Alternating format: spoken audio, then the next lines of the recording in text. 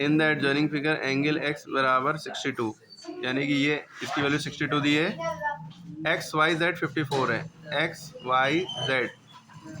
Y Z यानी कि ये पूरा एंगल 54 है, ठीक है, क्योंकि एक्स वाई और जेड तक जा रही है बात, ये नहीं कि एक्स जेड ओ कह रहे होते तो इतना होता, ठीक है।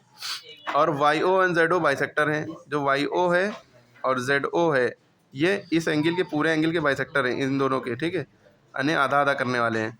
और एक्स वाई जेड और एक्स जेड वाई के बाइसेक्टर, तो ओ जेड वाई और वाई ओ जेड बताना है, ओ जेड वाई यानी कि ये एंगल बताना है ओ जेड वाई, और वाई ओ जेड यानी कि ये एंगल बताना है।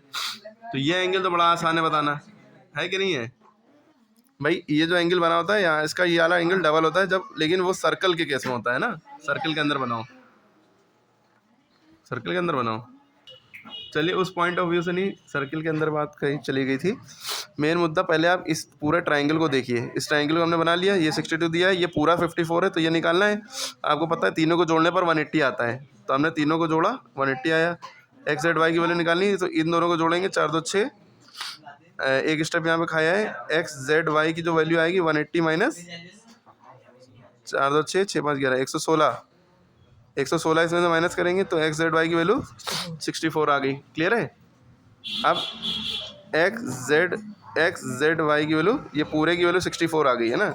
आपको पता है जब ये बाइसेक्टर है तो ये आधा आधे में बांट रहा है, ये 64 का आधा कितना हुआ 32, और ये पूरा 54 था, तो इतना कितना हुआ 32, क्योंकि उसका आधा है ना, तो आप डायरेक्ट हम ये ऐसे लिख सकते हैं, ठीक है।